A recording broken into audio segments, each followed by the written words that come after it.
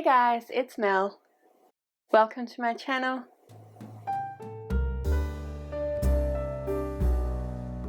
So this is another video in the favourite series that I am currently showing you guys. This is the second video that I've made, and this one is favourite standalone. So for a bit more information about how I'm filming this and categorising things, I will link my first video, which was my favourite series video, in the description below and up in the little eye. So go check that out if you want a little bit more of an explanation. But yeah, like I said, this is my favourite standalones. So I've got 10 favourite standalone books that I would like to share with you today. I've tried to put these into an order from most favourite to least favourite. But like I said in my favourite series video, it really depends on my mood and what I have read most recently. It could be very changeable tomorrow. But anyway, let's dive straight into it. So number one spot goes to Ninth House by Leigh Bardugo.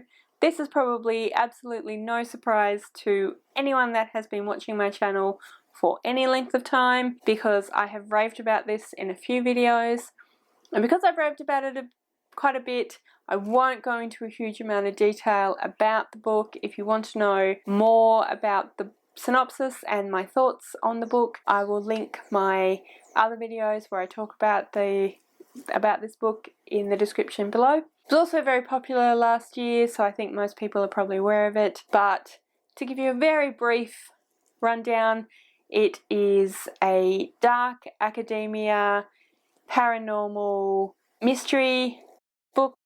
Main character is a young woman called Alex, and it is set at Yale University. Yale University being the sort of center of a cult in that part of America. And the ninth house is the ninth house, houses being sort of sorority, fraternity type houses of Yale University, and the other 8 are all houses that deal with the occult. So the ninth house is in charge of ensuring that the balance is maintained and that no ghosts or any demons or evil things escape due to the various occult-ish activities of those other 8 houses. And so it's about Alex and a murder mystery and her trying to solve the murder mystery, keep those houses in line. There's lots of action and paranormal drama, and I just thought that it was really fantastic. I really enjoyed it. Thought it was a fantastically well written book. I loved Alex's character. It's really vivid and sort of almost larger than life. It's very fast paced, but the prose is still very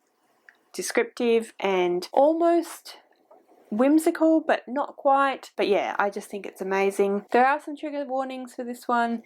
There's quite a lot of violence. There's assault, there's sexual assault, there's death, there's ghosts, there's murder, there's quite a lot of gritty stuff in this book. So if that's the sort of thing that is a trigger for you or that you find difficult to read, I definitely wouldn't give it a read. But if you like that sort of dark academia, gritty story, if you like the paranormal, definitely worth a read. I thought it was amazing. I am still on a high from that book, and it's now one of my number one standalone book. It's now one of my favourite books of all time. Number 2 on this list is probably the book that would have been number 1 for a very long time, were it not for the fact that Ninth House very recently knocked it out of its top place, and that is Good Omens by Neil Gaiman and Terry Pratchett. This book is so clever and so funny and so full of adventure and craziness. It is set in our world. It is a paranormal fantasy fiction. I think it's reasonably well known, but I'm not 100% sure how well known it is, so I will give you a bit more information. It is sort of about the apocalypse. I say sort of because the apocalypse doesn't actually end up happening, but it follows a variety of different characters around the time when the apocalypse is starting to happen, and it's about various different characters who are attempting mostly to stop the apocalypse, although there are a couple who are trying to bring it about. In the story we have the son of Satan, we have a hellhound, we have a demon and an angel who it turns out are best friends. We have all sorts of crazy antics from both the demon and the angel who are stationed on Earth and trying to either get people to sin and end up in hell or get people to not sin and end up in heaven, and they sort of are in the middle of the apocalypse quite accidentally and are trying to figure out what to do about it, and figuring out more about themselves and about each other. And I'm not really certain that I'm doing this book any justice by this description, but it's really amazing. Definitely worth a read. Fantastically written. Terry Pratchett and Neil Gaiman are two outstanding authors. They're incredibly smart, incredibly thoughtful authors. They have a brilliant turn of phrase, and I just think they are amazing. To keep that ball rolling, number 3 is Neverwhere by Neil Gaiman. So Neverwhere is a book about an alternative version of London. So it is about a young man who helps I say young man, he's in his sort of mid-20s, who helps a young woman who he finds hurt lying in the street, and somehow that fact that he helped her means that he is suddenly made aware of the alternative London, and he is no longer able to be part of the other world of London, the normal world of London, and so he is sort of forced into this other world and forced into going along as this young girl, Dor, tries to figure out what happened to her family and solve a mystery and save Under London, I think is what it's called. It's just really clever. It's very, very interesting. It's very smart. Yeah, it's really well written. The characters are really well written. It's really fast paced. It's really fun. It's a great adventure. It's just really interesting and really wonderful. It's been quite a while since I read it. I feel like maybe now I want to do a reread of it. I first read this book when I lived in London, so I think some of the reason why it is such a good book for me is that I was able to understand some of the sort of insider jokes around this book that they make about London and that go into the story of the other London. But even if you haven't been to London, I still think that it's a fantastic book that you would really enjoy if you like that sort of magical, otherworld, paranormal story. Just getting out my tea ready. Made a tea just a few minutes ago. We've got these little infusers that sit in the cup, but that will be too hot to actually drink now, so just let it sit there for a minute. Next up, we are going away from paranormal fantasy and we are going into contemporary with Eleanor, Oliphant is Completely Fine by Gail Honeyman. This is another book that I read relatively recently and I just absolutely adored this book. It was my favourite book for quite a while, but you know how it is, you keep reading, you find other books. Yeah, it's so well written, it's so amazing, it's just really gives you an insight into how someone lives with trauma, how someone develops a personality and a narrative around trauma to fit trauma into their lives and to sort of build their life around the trauma so that they can cope with the trauma. I think that it is written with a lot of grace and understanding of trauma and how trauma affects people's lives. There are elements that are entertaining.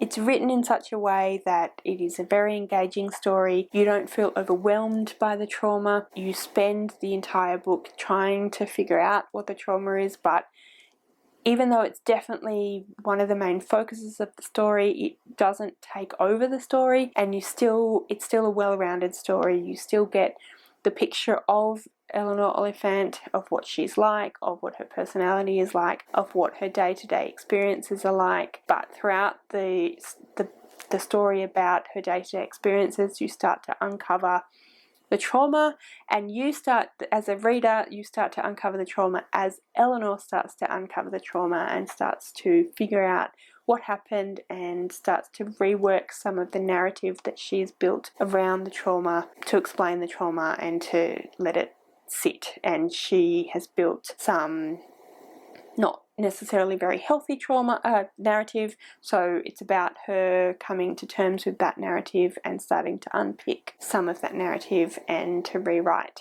that narrative. And in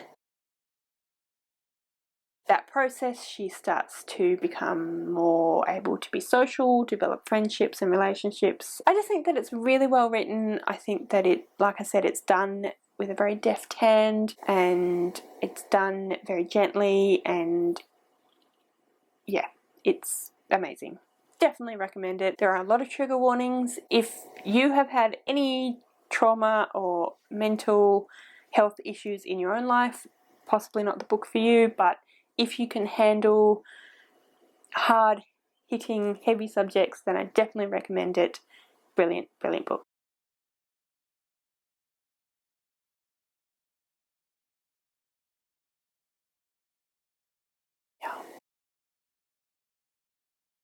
Alright, so now we are halfway up to number 5, and the 5th on this list is Big Little Lies by Liane Moriarty. This is a contemporary family drama sort of mystery book. It features quite a few different characters who live in the same reasonably small close-knit suburb in, I think, northern Sydney, and it is about their lives, and it's about an event that happens at a school fundraising night that is quite a dramatic event, and throughout this book you are discovering what the event is. You are learning what the preceding events were that led up to that event, and yeah, you're unraveling the mystery. You are finding out about the intricacies of a lot of the characters' lives. You are finding out about these hidden skeletons in their closets. Really, really well written. I think Liane Moriarty writes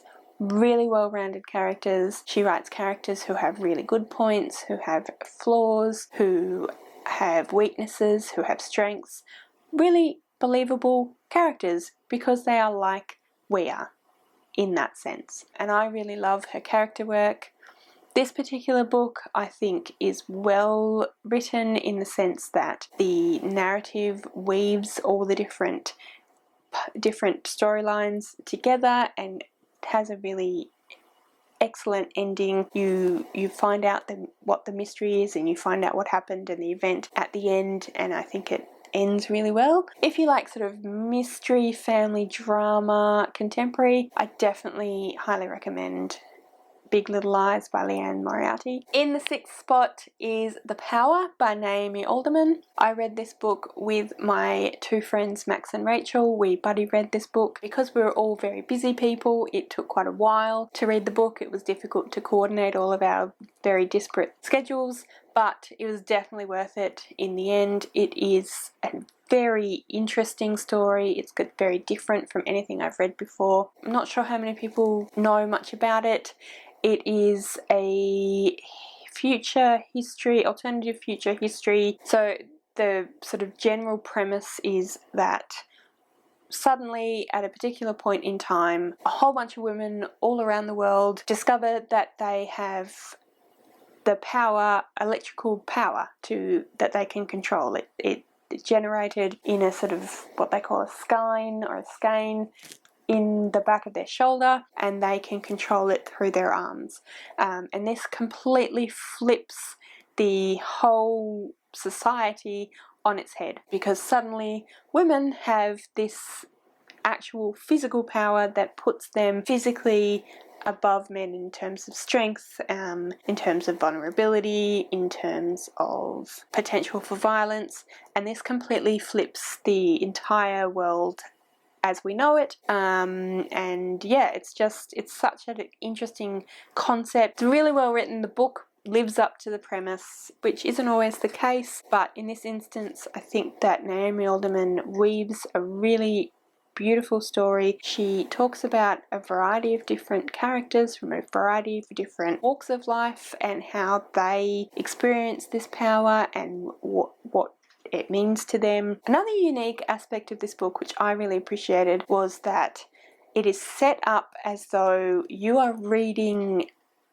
extracts of a historical book about this particular time in history when this actually happened, which is supposed to be like 2,000 years prior to the book being written, and so you get different excerpts from different primary sources that the people writing this book have gone and found so that they can then put the evidence into the book. I just thought that was a really interesting way of setting up the story, and I really appreciated that. I thought it was really, really great. Number 7 is A Long Way Down by Nick Hornby. Nick Hornby is an author who I read almost all of his books probably about 10 years ago now, and I loved all of them. A Long Way Down is my favourite though, and so that is why it's on this list. So the main storyline of A Long Way Down is that on New Year's Eve in London, 4 people go to the top of a apartment building that is known as the sort of suicide spot in London, because people commit suicide off it by jumping off of it, and these 4 people go to that place on New Year's Eve to commit suicide, but they all wind up there together at the same time, and they feel very weird about committing suicide while there are people like literally standing right there watching them, and they get chatting about what is going on and why they're going to do it, and they end up deciding that they will form a sort of group and they will check in on each other every so often to see how they're going and to make sure that they don't end up committing suicide. But none of these people have anything in common. None of these people have the same reasoning behind why they want to commit suicide. We then have an exploration of their lives and how being in contact with each other, even though they're incredibly different people and really actually don't like each other very much a lot of the time, how that ends up helping them and fulfilling certain aspects of their lives, and how they end up growing as people. And yeah, it's a great character study. I thought that it was really funny and intelligent, even though it deals with a lot of difficult topics. Again, there is quite a few trigger warnings in this, particularly for suicide, but also for kidnap, also for mental illness, also for cheating and assault. Sitting in at number 8 is The Time Traveller's Wife by Audrey Niffinger. This is a book that I haven't read for a really long time, but it was my favourite book 15 or so years ago, and I know that if I were to reread it, that I would really, really enjoy it. I think that Audrey Niffinger it's got beautiful descriptive prose, sort of very similar in some respects to books like The Night Circus in terms of the way that it's written. It's a very different story, but it has that same sort of whimsical purple prose, if you will, and I just thought that it was beautiful, beautifully written, very sort of almost elegant, very moving, and just a really lovely story. The basic storyline of this is about a man called Henry who, when he is very young, begins time traveling. It is a genetic disorder that makes him time travel. He doesn't have any control over his time travel. He doesn't have any control over where he goes, but he does figure out at some point throughout his life that he is drawn to situations that have happened in his life that have had a big impact on his life. So he often ends up going back to the same situations. when he is at university, he meets a young woman called Claire, who is also at university, but there's a twist, because it turns out that Claire has actually known him her entire life. So he began time traveling later, after they meet in his timeline. He begins time traveling back in time to when Claire is a young girl, and he is almost like her imaginary friend that she meets in a field near her house, and it's her sort of secret imaginary friend, except that he's real. Anyway, and they connect at a point in Claire's timeline where she has known this time-travelling man her whole life, since she was like 5 or something, and he hasn't yet started travelling back in time to her. It's a really odd premise, but it's done really, really well. And their relationship, they develop a relationship, and it's written about in such a beautiful way, and it explores all of the various different things that would happen if you had this genetic disorder that made you time travel. And it explores how that can impact a relationship, and how a love can blossom even under really odd circumstances. And yeah, I just think that it's really beautifully well written and definitely worth a read. And that leads me into book number 10, which is The Night Circus by Erin Morganstern. This is a book that was very popular a few years ago and had a resurgence of popularity probably around October last year, because people started talking about her new book, The Starless Sea, and that is how I came across The Night Circus. So I didn't know anything about The Night Circus until I started watching BookTube, and people were talking about The Starless Sea and Erin Morganstern and The Night Circus. So I decided, well, I need to read these books, and I chose to read The Night Circus first because that's the one that everyone seemed to know about, and I just absolutely adored it. I thought that it was beautifully well written. It's very whimsical, it's very beautiful prose, it's almost lyrical in the way that it's written, it's magical realism. Yeah, it's just beautiful. I really, really love it. If you're not a person that likes character-driven books or books that is focused on the way that it's written, then you may not like this book. A lot of people have said that there isn't really much of a plot. I don't tend to agree with that, but the plot is not the main focus of the book, and if you are a plot-driven reader, I don't know that you would like it. But basically, the story is about these two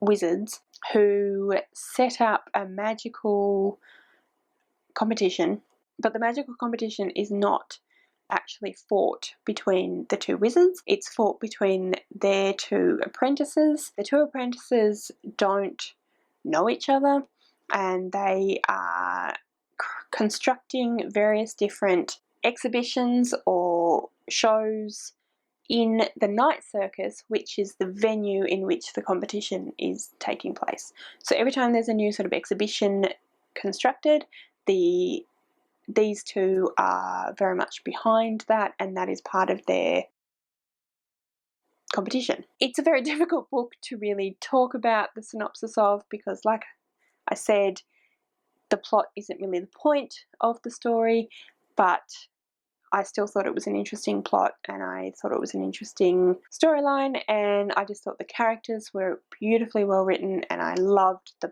whimsical prose. So if that's the sort of thing that appeals to you, I definitely recommend that you check it out. Anyway, that was my top 10 standalone books of the current moment. If you have read any of these books, let me know what you thought of them. If you want to tell me your top 10 standalone books, I would love to talk to you in the comments. Thank you so much for watching. I really hope you enjoyed this video. If you did, please give me a thumbs up. Don't forget to subscribe to my channel, and I'll see you next time.